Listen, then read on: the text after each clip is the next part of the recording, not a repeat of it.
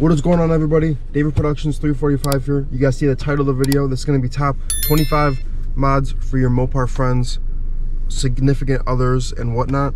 So as you guys can see, I'm not in Big Red right now. She's getting fixed. If you guys have not seen that video or have not seen my community post, I'll put a little summation of it right here. My safety, and yes, I'm totally fine. I was not hurting at all. Didn't get injured. Nobody got injured. Just my car was hit, and I'll try to put up some pictures on the screen. I tried to record a video when it happened. I had my GoPro, my phone was about to die, or my phone was low battery, whatever. And yeah. So if you guys are wondering what you should get your significant others or just friends who have Mopar vehicles, whether that be Chargers, Challengers, 300s, Durangos, whatever, the cool Mopars, not the weird EVs that are coming out, make sure to watch this whole video. I'm going to try to make it quicker because there's 25 things. So without further ado, guys, let's hop right into it. We got 3 different sections. We got exterior mods, interior mods, and then other. Let's first start out with the exterior mods. So my number 1 is actually going to be exhaust tips. So if you guys are one of those people who likes quad tip exhaust, for example, that's an option right there. I know Carvin has like 4 or 5 inch exhaust tips depending on what they want. Obviously, like, don't just tell them, hey, I'm gonna get you exhaust tips, what do you want? I mean, you could do that, or you could just kind of like hint at it, be like, I don't know, like, you looking at getting a new exhaust or whatever, but it's my first recommendation. It makes the car look so much better. Big Red has quad tips on her, and I just love how it looks.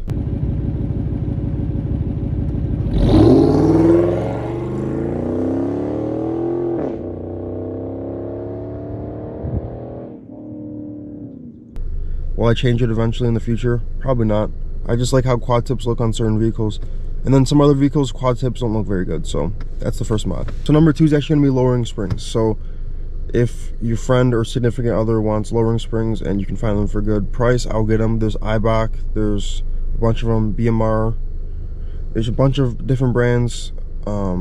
I've personally seen the Eibach Pros and then the BMR racing ones the most recommended to get.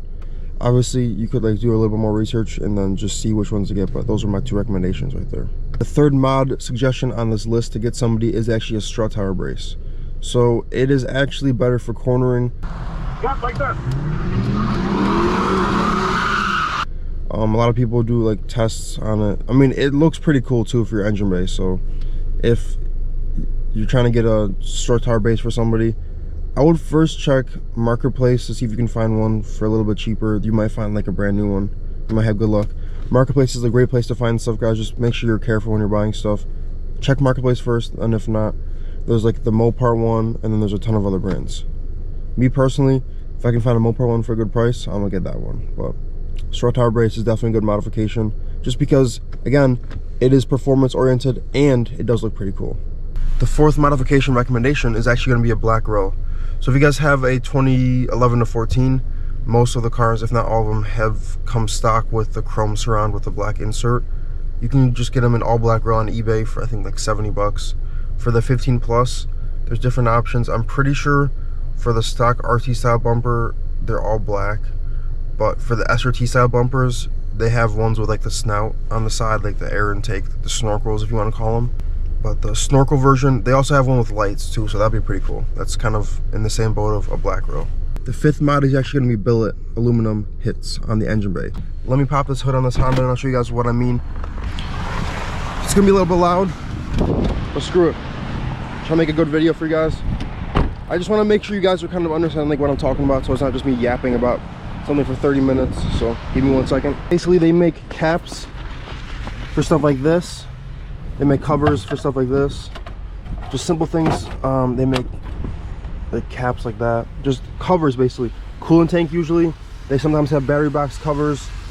There's all the caps they have billet hits for, which means you can have like the favorite color. Like for example, mine is red or purple. So that'd be pretty cool to have like red or purple caps on the inside of my engine bay. Some people don't like it. Me personally, I think it's alright, depending on what it is and how much it is. Because some of them are pretty pricey. So again, make sure to do your research and just find the best one, the best price for you, the best quality one. Most of them are like around the same quality, so there's that. So the 6th mod is actually going to be LED lights everywhere, meaning headlights, tail lights, interior lights, vanity lights like here. A lot of people like LEDs better than halogens, obviously because they have more light output.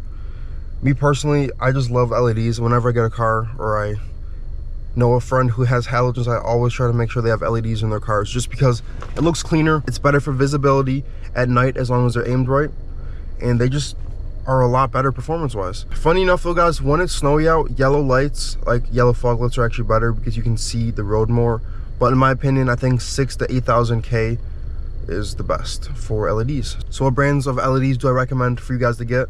For the headlights and stuff like that, I would recommend Farron LEDs, Auxito LEDs, and there's one more, C-Light. Those are the three I recommend. I've used all of them in my cars.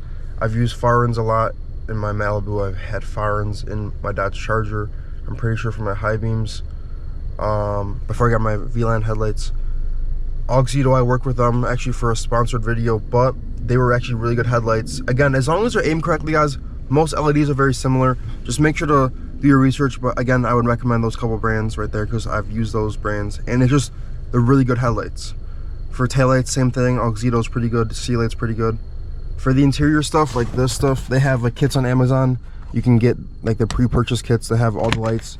So the 7th mod I recommend you guys get somebody is the Hellcat Airbox or cold air intake. The Hellcat Airbox is a good option because it is cheaper. The Hellcat Airbox basically is around $50 to $70 for the whole thing. It's just like the bottom air intake box. It has a tube that you can route to the grill that I did in my car. I'll show a video right now. Alrighty guys, so I got it to fit. I'm gonna lift this up real quick. It's a little bit off for that, but I don't really care. But it fit, box is secured. There's no real room behind here. So obviously I have the tube here. I'm gonna route this probably through that stupid plastic piece. Wherever it went. This thing, I'm probably gonna shove the tube through and make it work through here. So see you guys in the next scene. Alrighty guys, so the car's back together. The project was a success. There's the tubing right there. Basically the tube is routing from my grill to the intake box so it pulls more cool air in. Basically it looks pretty cool, it sounds pretty cool, and it functions better than getting a $200 to $300 air intake that sometimes doesn't even work. Sometimes the cold air intakes are actually hot air intakes, which means it sucks in more hot air than cold air, which means your IATs will be higher, obviously because it's not cooler air being sucked in, just the hot engine bay air. So again, I would recommend getting a Hellcat Airbox with a drop-in K&N filter. Pretty good combination, a lot cheaper than spending $250 on an air intake box. The 8th mod, guys, I have for you is actually going to be an oil catch can. They're very cheap, very affordable for most of them. Guys, if anything, a lot of videos I've seen online of the cold air intakes, oh my gosh. A lot of videos I've seen, guys, about the oil catch cans, they're very similar. Yes, they have higher quality ones on eBay and Amazon, but I personally got a $40 one and it's worked perfectly fine. It's got a lot of oil. Whenever I do my oil changes, I have to empty my oil catch can, and there is oil in there catching it up instead of having the oil go back into the intake system. So I'm very happy with my $40 catch can. Guys, if anything, I would just get that one because it's a lot better deal than spending $150 on one just because it has a logo on it. I mean, some people might like that, but in my humble opinion,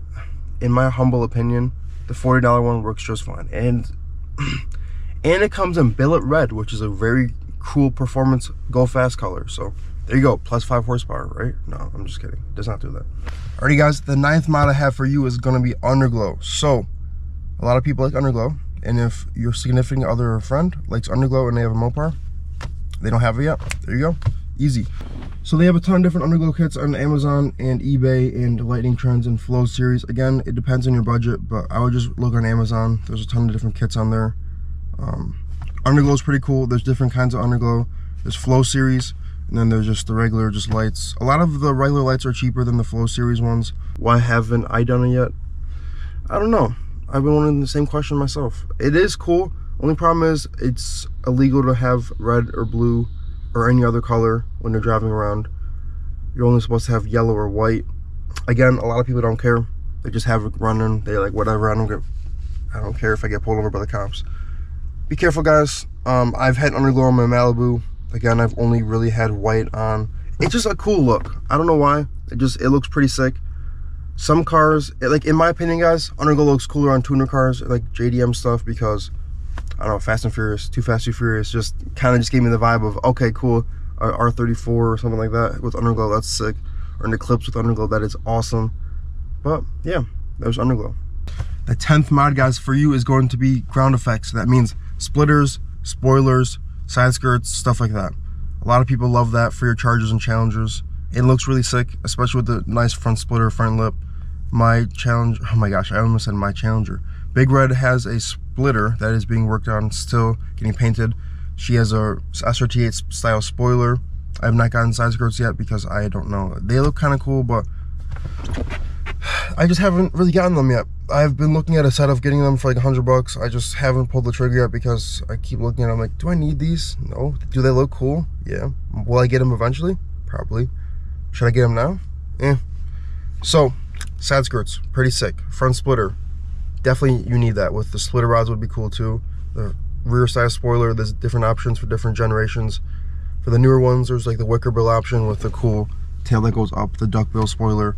For the 11 to 14s, there's also a wicker bill option. But my humble opinion, the SRT8 style spoiler for the 11 to 14 is the best spoiler. Again, for the front splitters, for the SRT bumper, I have the Icon Motorsports one. That's like, I think, $100. The RT style one, different options. Guys, again, a lot of different options. This is kind of more of a generalized video for your Mopar enthusiasts because all Mopars. Number 11, guys, is actually going to be a car cover. So if you guys are a normal person, you guys have two different cars, your Mopar vehicle, if you have the room, in your garage will be stored in there, but if not, it'll be outside somewhere. So if you know somebody who has a Mopar vehicle, or even any vehicle, guys, just get them a car cover if they don't have one yet.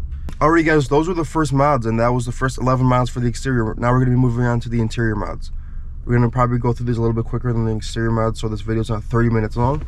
Without further ado, let's get into number 12.